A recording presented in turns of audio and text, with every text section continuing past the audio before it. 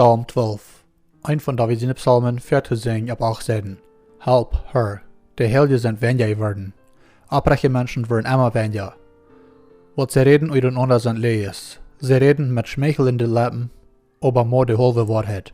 Möchte her een eng merken met alle je hechel. En met alle tong, die de stalt reden. En zijn, onze tong zal de eeuwehand hullen. Wie ihnen onze Lippen. Wer es her über ons. Willst du schwach und ihr Dreck werden, in du Arme stehen, wo ich mich überhermerken, sagt der Herr. Und an, in verlangen nur Sicherheit, halb verschaffen. Was der Herr geredet hat, als so rein aus selber, dort 7-mal durch dem Leimtiegel oben geschickt ist. O Herr, du wirst uns sicher holen, und immer für so ein Volk bewahren.